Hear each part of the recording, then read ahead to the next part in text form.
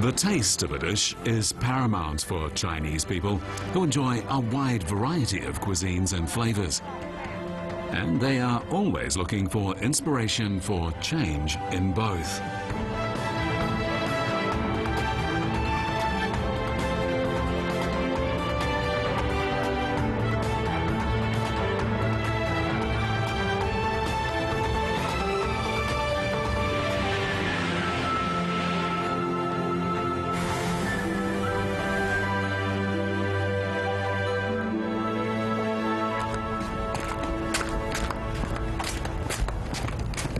On a clear day, Yao Guiwen carries shallow bamboo baskets up to the roof to air the balls of tofu that he and his wife made several days ago. Some of the tofu balls have already turned a light yellow, but they still need to ferment a few days more. They will be ready when the crust turns dark brown and hard.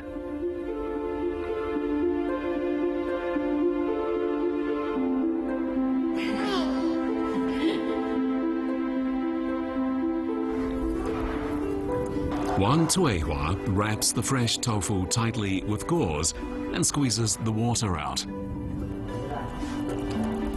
She has to work quickly without a break to ensure the fresh tofu doesn't sour.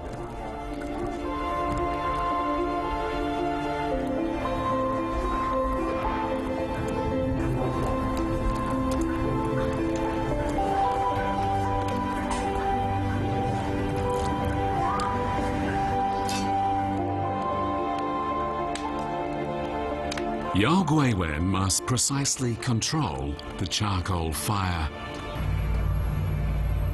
In the old days, the town was of strategic significance in southwestern China, but today, it's not so glamorous.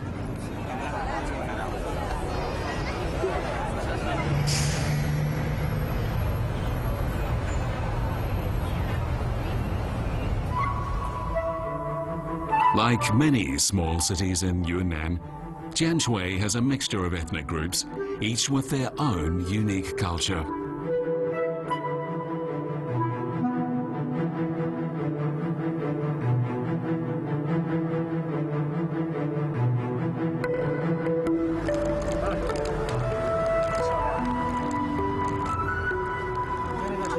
The heat from the charcoal makes the hard-crusted tofu quickly swell, just as bread dough does when rising. People in Jianshui especially like this kind of air-dried fermented tofu.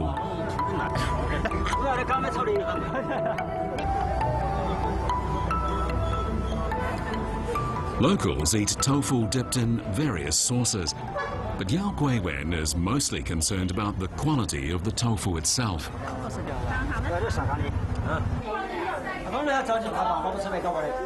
Tofu ferments easily in the warm river valley, and the dry air keeps it from going bad for a long time.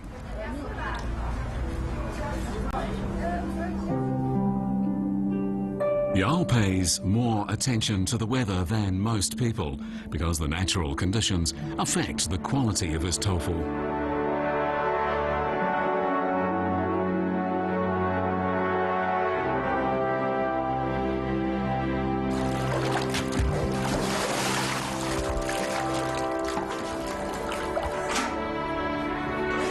Around the famous Daban well, women make tofu by hand.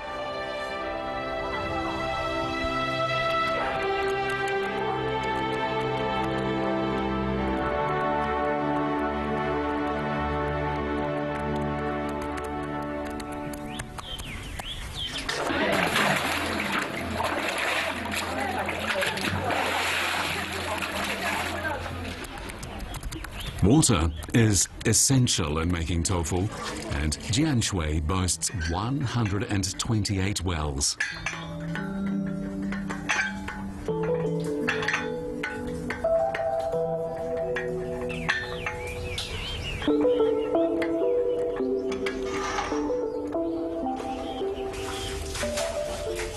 Chinese people know the importance of water to their health. Tofu and the water have a relationship that is sublime.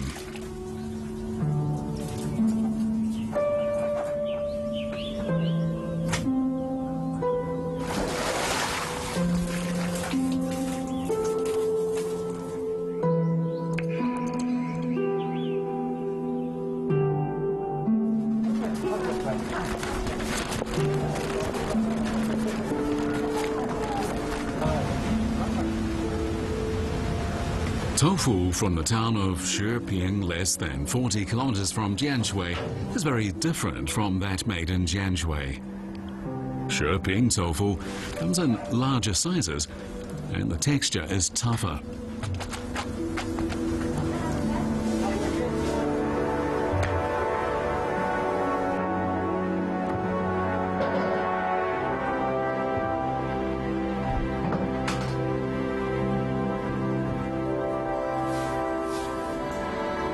Xiuning tofu also stays fresh for a long time with just a little salt. Yunnan province is not a major soybean producer, but it has a long history of tofu production.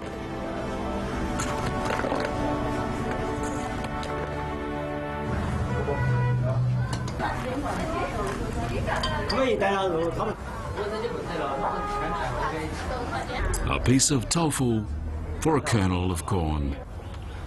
A happy sail on a sunny morning.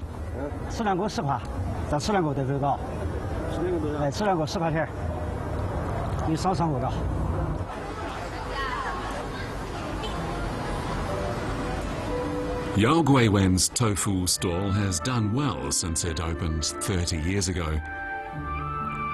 It takes him just 30 minutes to arrive from home, walking through the old town. Rapid development has changed many things in Jianshui, but not everything has changed.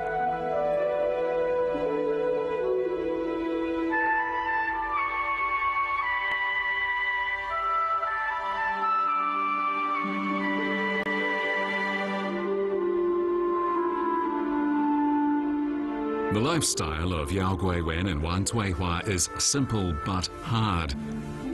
Yaoguiwen's greatest desire is to fish in a faraway lake, even though he's never fished before.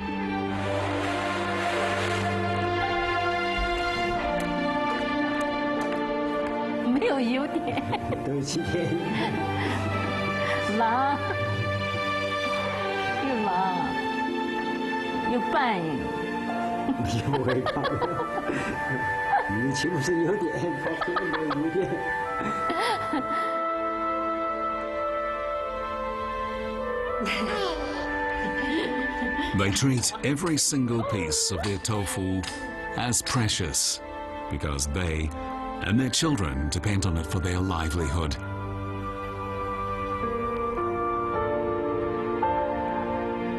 Tofu making was brought to the area by migrants from northern China more than 1,000 years ago.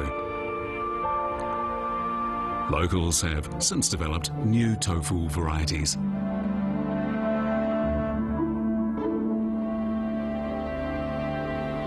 Tofu was invented in the Central Plains over 2,000 years ago, and it's still popular there.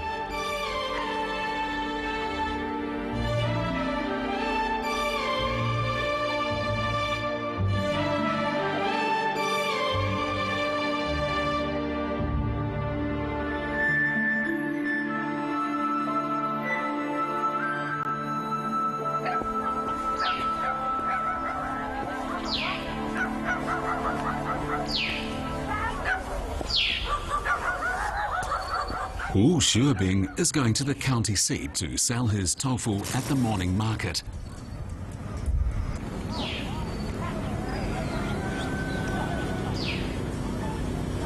Shou is a county seat in northern Anhui, where the locals are particularly fond of tofu.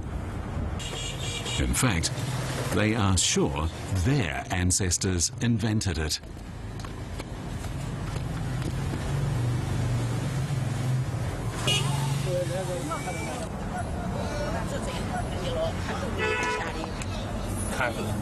It's mid-October in northern Anhui province, and that means that by now the soybean harvest is in the silos.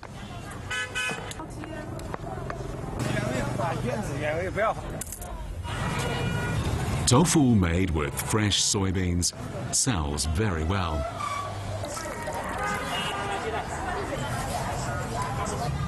Soybeans, which have long been grown in China, are inexpensive and they have a higher protein content than any other type of bean.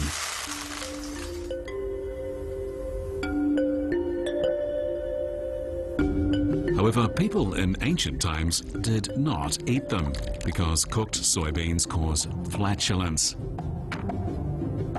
A solution was urgently needed.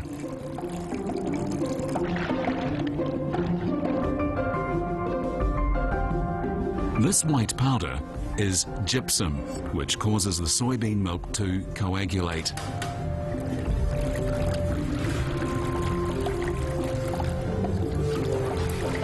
Xiaoqing uses the same gypsum method as his forefathers.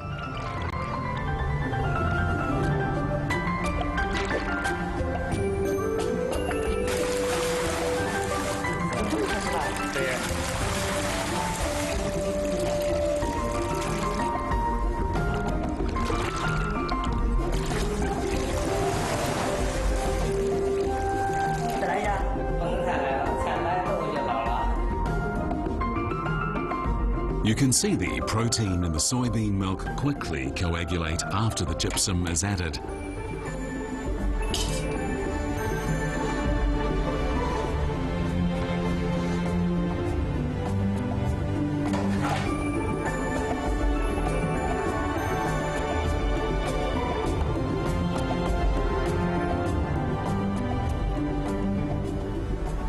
Gypsum was often found in the secret formulas of Chinese alchemists. Some say that people got the idea of adding gypsum to make tofu from them. Many people believe that a local ruler accidentally invented tofu some 2,000 years ago. It is said that this occurred while he was attempting to make immortality pills from soybean milk. As soon as he put some gypsum in the soybean milk, it began to coagulate.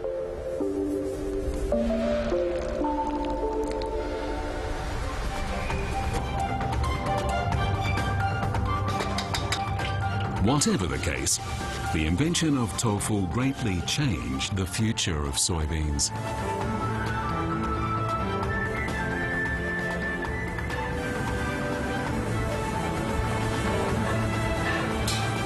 Tofu goes well with many other ingredients.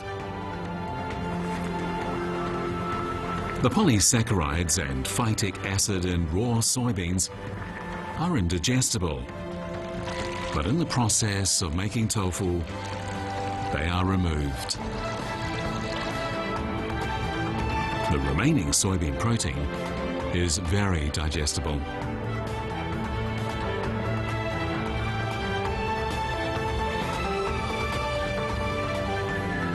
Chinese chefs are all good at cooking tofu. In some ways, tofu represents the Chinese virtue of flexibility and adaptability.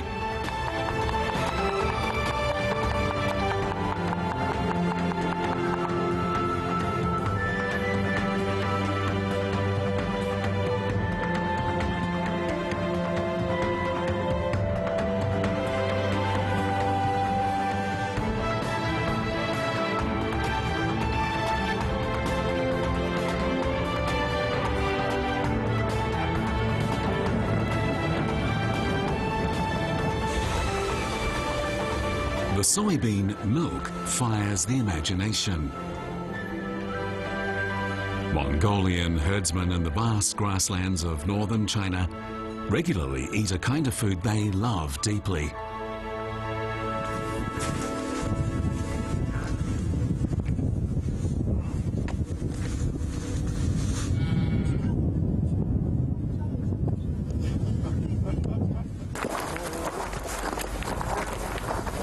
In late September, the lush green of the Ujul-Muqing grasslands fades. Meng Ke and his family herd their livestock to pasture for the last time before winter.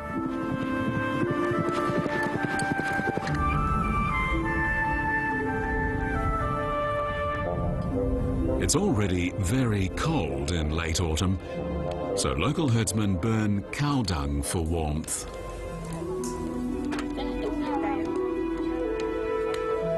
Milk tea is an indispensable part of their breakfast. They make it with tea leaves, butter, fried rice, and fresh milk.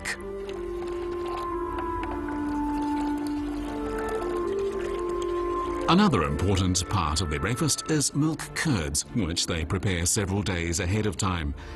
Vegetables are scarce on the grasslands, so locals get their vitamins and minerals from the milk tea and milk curds.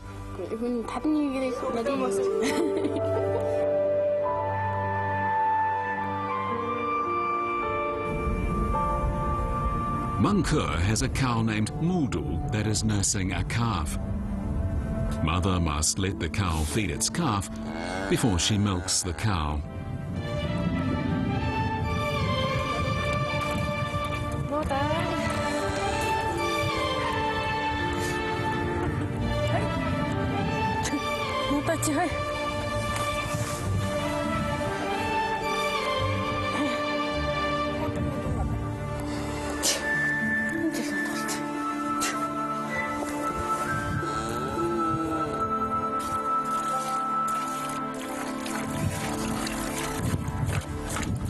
Fresh milk ferments easier when the weather's warm, so she races against the coming winter.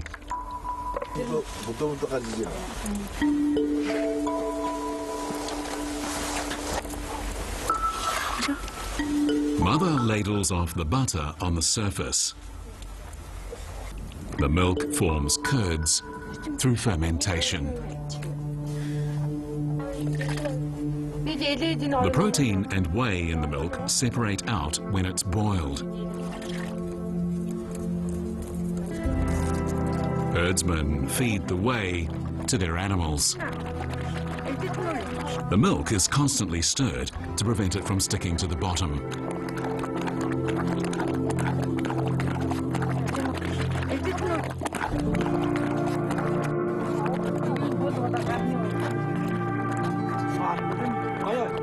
When the whey has been removed, Meng Ke pours the coagulated milk into molds.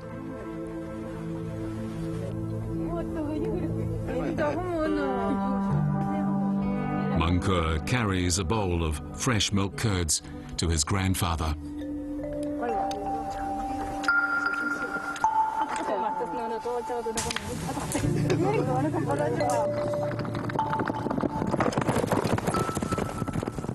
Several thousand kilometers south of Inner Mongolia in Yunnan, people use heavy chopsticks to make cow milk balls.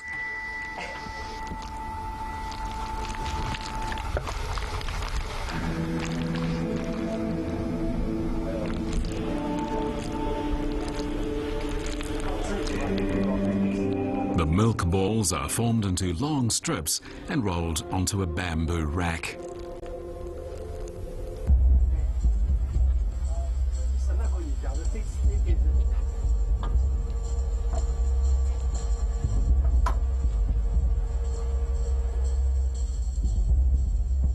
In Dali, Yunnan, people of the Bai ethnic group make milk fans and air dry them in their courtyards.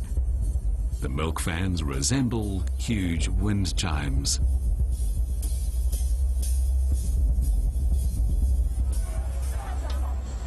Over 800 years ago, Kublai Khan led his Mongol army to Yunnan, and some of his soldiers settled there. Their techniques for making dairy products have been passed down to the present time.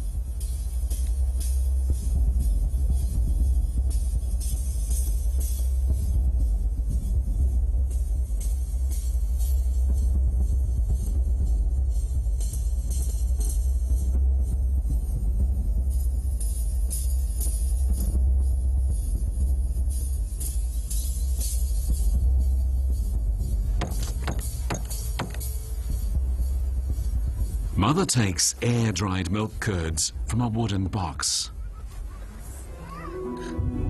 Meat is very expensive in this area, so the staple foods on the grasslands are dairy foods.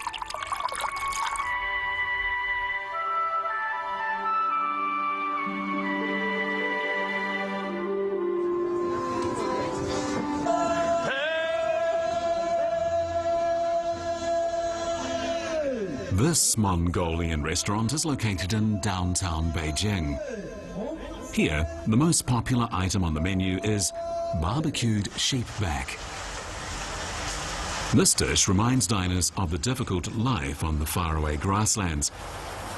But people on the grasslands actually eat more dairy products than meat.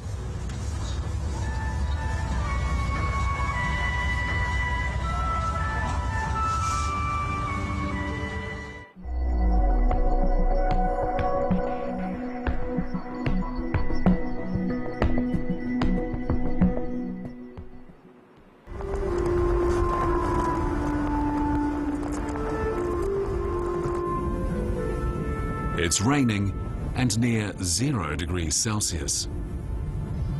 The younger sister has found a missing lamb in the bushes. Their livestock represents the family fortune and are part of their lives.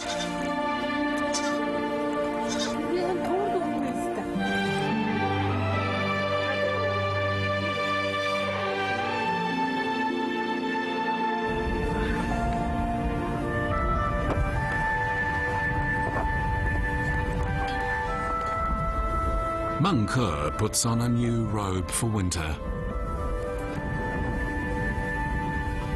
The hot tea and milk curds help ward off the cold and hunger while he is out grazing the livestock.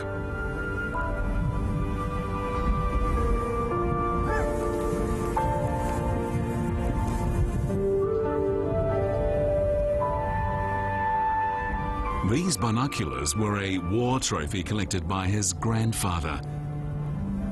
After Mengke's father died when he was only 3, he learned from his grandfather about taking care of the family's livestock.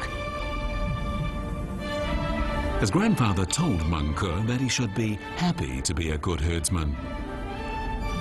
When he jumps on his horse with a lasso pole, Mengke comes alive.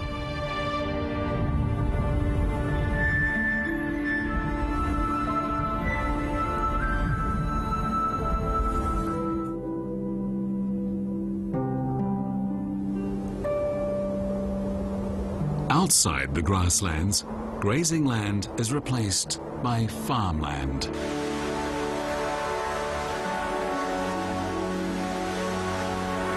In the past, few dairy products were produced.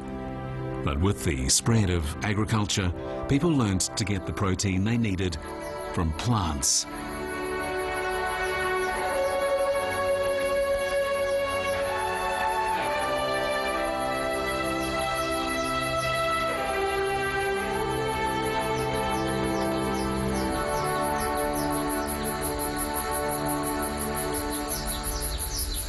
Chinese people living in farming areas formerly ate very little meat. They learned to obtain their protein from plants.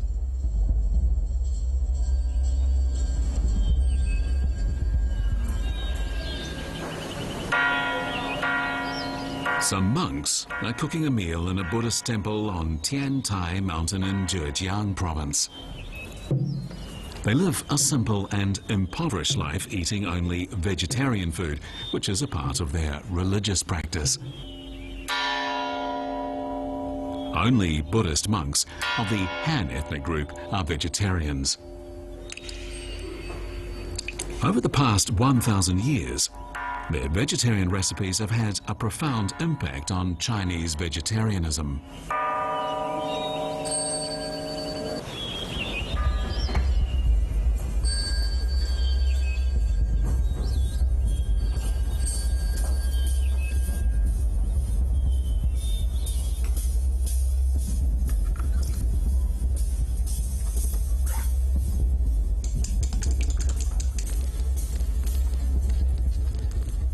Tofu is a nutritious and healthy kind of vegetarian food.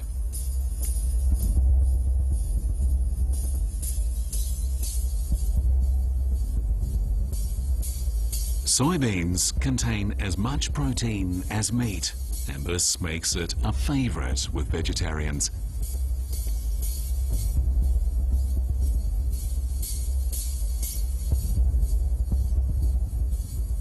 In ancient China, people believed that eating tofu had a calming effect.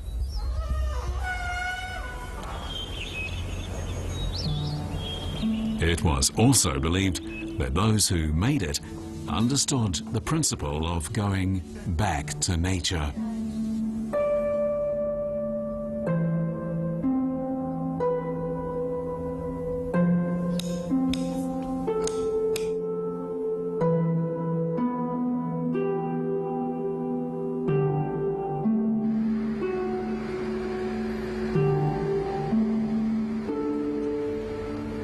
People in southern Anhui province lead tranquil and conservative lives due to the area's unique geographical environment and warm, wet climate.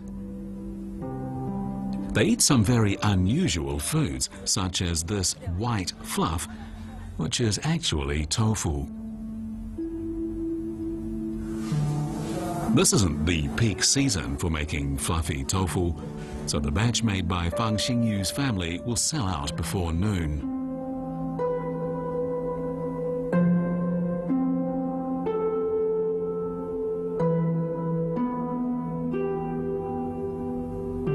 The dense look of the fluffy tofu makes it look rather like the fur of an animal.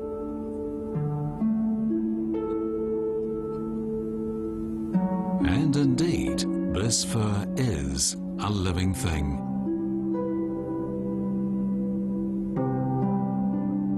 It's from a type of fungus called mucor.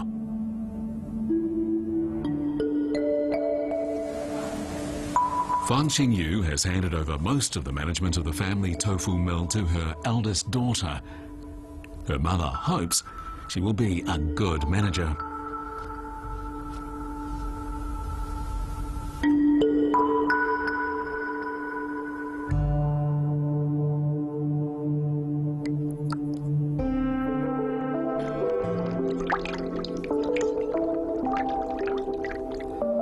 The surface of the soybean milk begins to coagulate.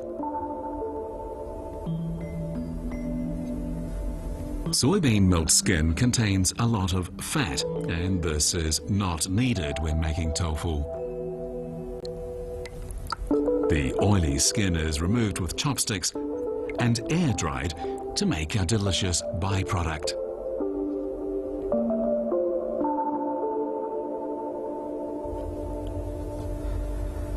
The most important ingredient in making fluffy tofu is the brine.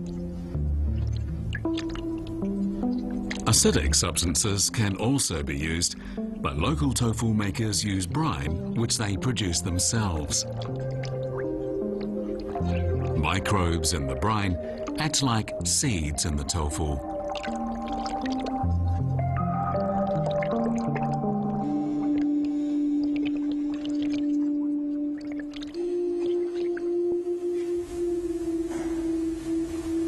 Making tofu is hard work.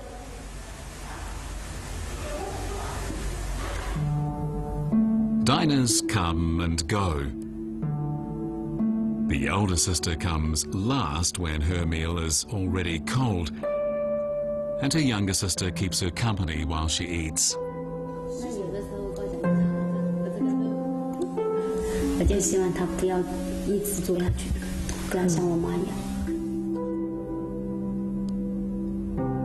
The life of this mother and daughter has always revolved around the family tofu mill.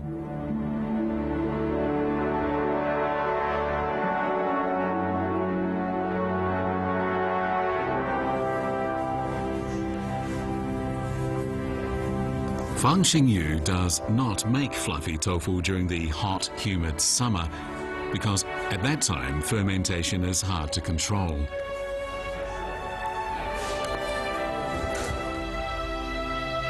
But in Huizhou, any other season will do.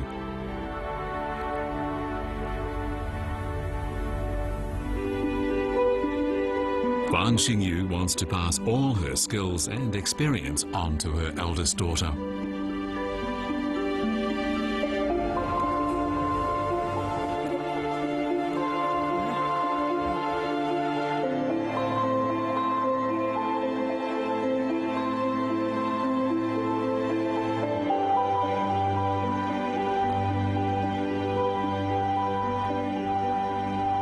The fluff indicates that the mold, yeast and bacteria are developing in harmony, which directly affects the taste of the tofu.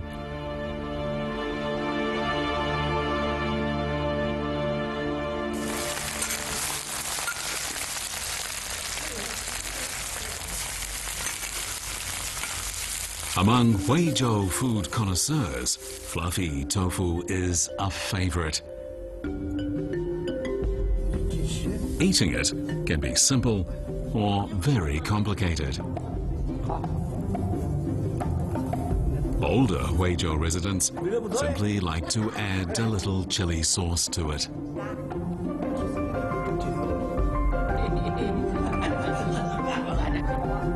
Fermentation totally changes the tofu, breaking down proteins into peptones, peptides, and amino acids, which gives fluffy tofu its unique flavor. Huizhou people call it their hometown flavor.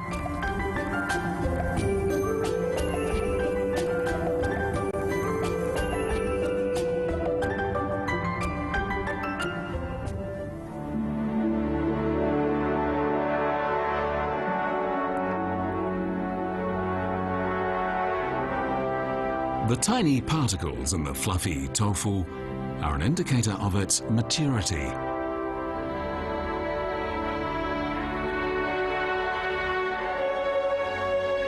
Chinese people learned how to make use of these microorganisms a very long time ago.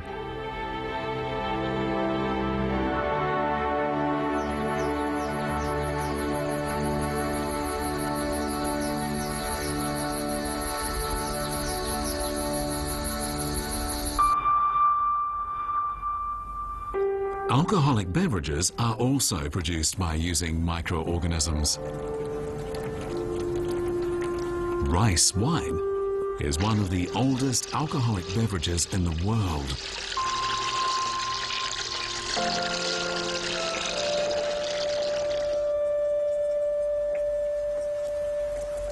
The late autumn rain in Xiaoqing is a good omen for winemakers. Yeast grows best in long but mild winters along the lower reaches of the Yangtze River.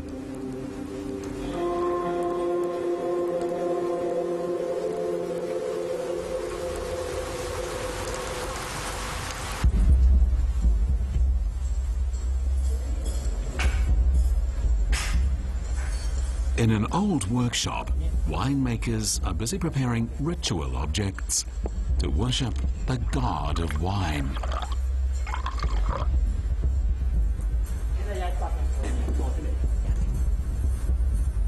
Even experienced winemakers cannot always brew high-quality wine because of the vagaries of temperature, wind, air, and bacteria.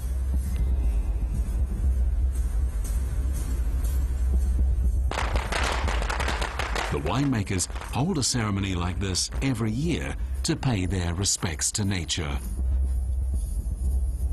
The winemaking season in Xiaoqing is at hand.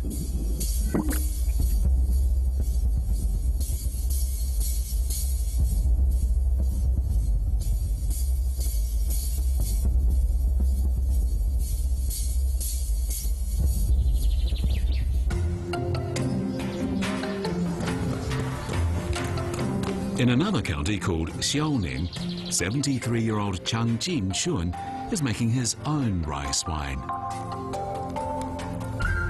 His age is no deterrent. Rice is essential to the lives of people living along the lower reaches of the Yangtze River. There isn't much work to do in the fields right now, so he's making a few jars of rice wine to offer to his ancestors, to entertain guests, and, of course, to drink himself.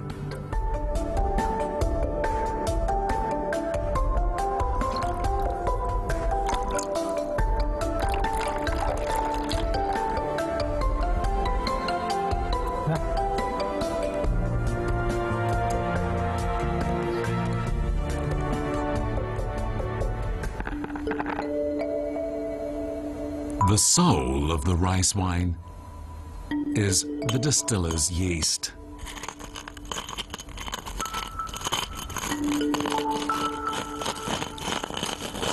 The yeast in the mixture of powdered rice straw and flaccid knotweed will become active at the proper time.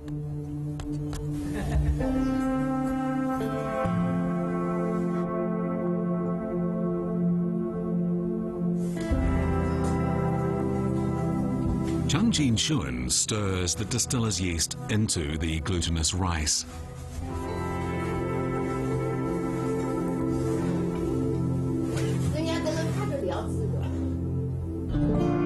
Distiller's yeast was in fact a great invention of the Chinese people.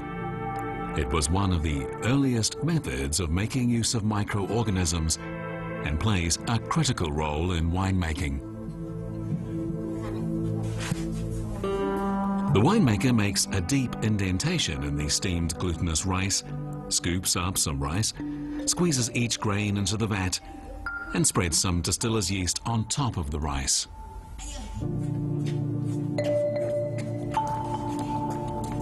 Time does the rest.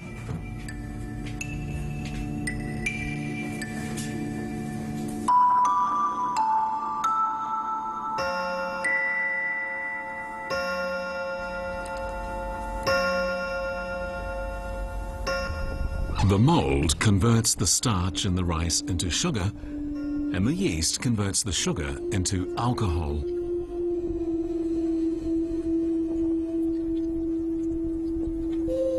It's as if the yeast is singing.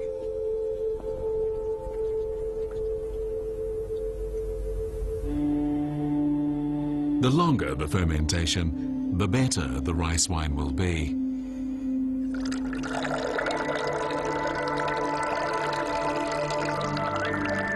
Rice wine drinkers judge the wine by its gentleness and firmness in the mouth.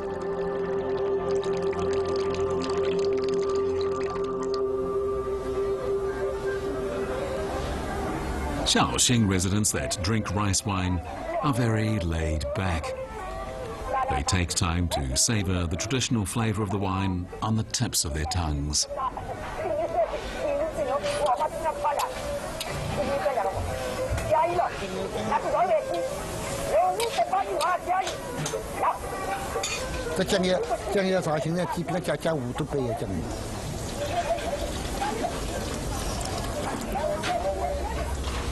Soy sauce is an indispensable condiment for Xiaoqing residents, and it's used in almost everything.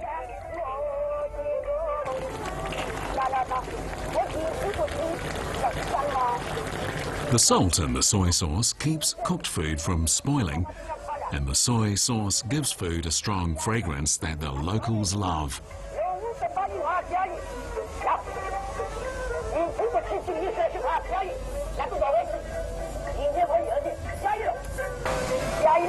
The area has been a good place to live since ancient times. Many people today build their houses next to the canal.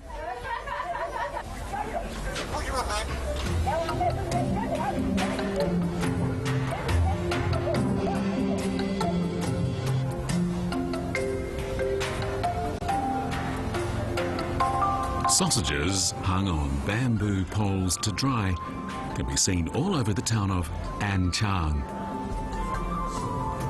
Renchang sausages are famous in the provinces of Jianshui and Zhejang. The secret to their flavor is the locally brewed soy sauce.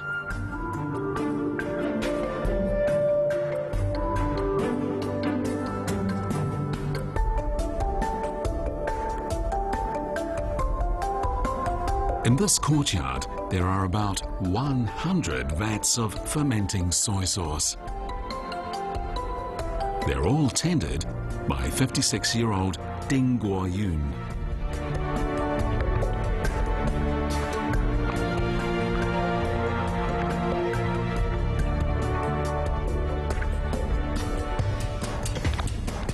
The thick and sticky soy sauce is regularly stirred to ensure uniform fermentation.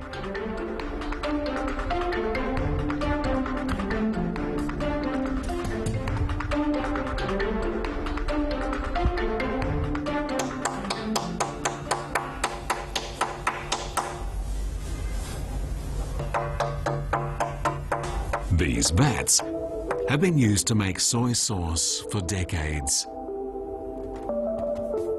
Under the strong sunlight, the microbes in the soy sauce become very active, but rain can ruin everything.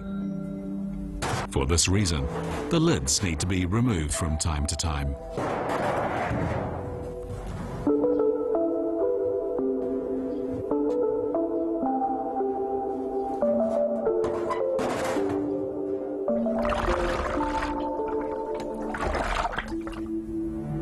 Soy sauce is a unique fermented product. It's been an important item in cooking and flavoring food in China for millennia.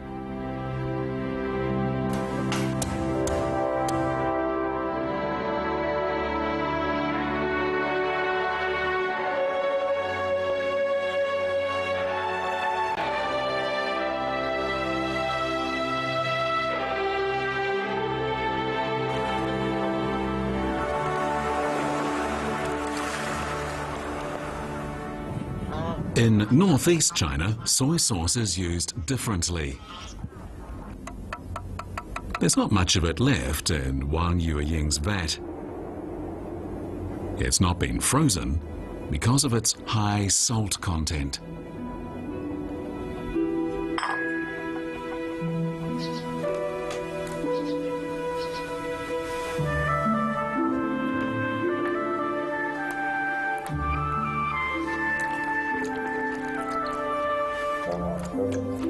In the lives of the people in frigid northeast China, soy sauce has long been important.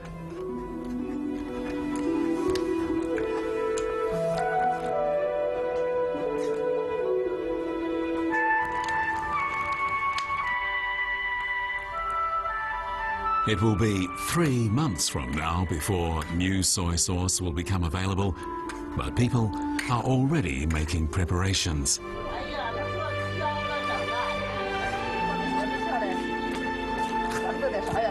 They crush boiled soybeans, the only raw material, directly in the pot.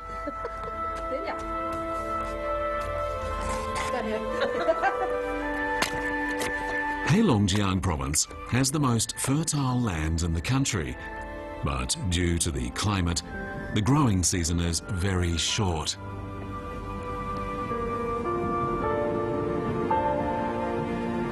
Despite this, Heilongjiang produces the best soybeans. 3 people sit on a heated bed kneading soybean paste into brick shape. They then tie them and hang them on the wall. They will leave them there for 2 months. Next spring, they will undergo further fermentation.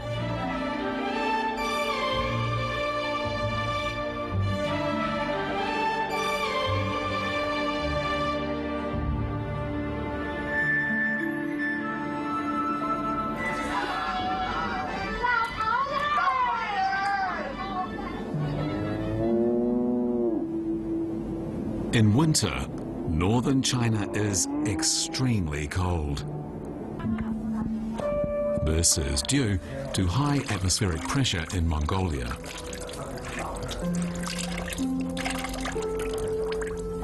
At this time of year, locals preserve Chinese cabbage by fermenting it 30 days in a vat to make Chinese sauerkraut.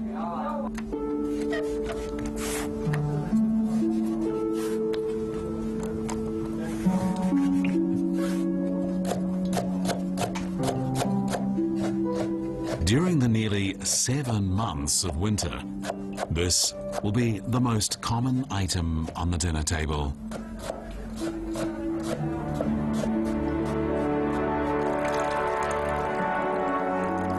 The sour juice is squeezed out of the cabbage to remove the bitter taste of the brine and make it crispier.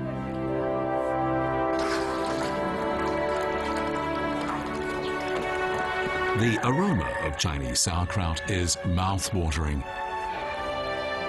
The oxalic acid and proteins are broken down into peptides and amino acids during fermentation. They are responsible for the delicious flavor of Chinese sauerkraut.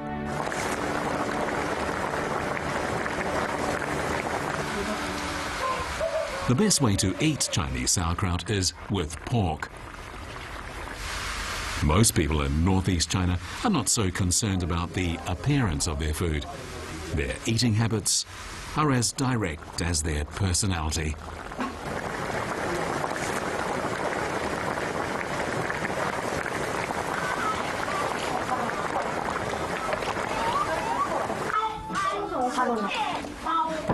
Today, children are going home to visit their parents. The main item for the family's feast on the eve of Chinese New Year is dumplings stuffed with sauerkraut.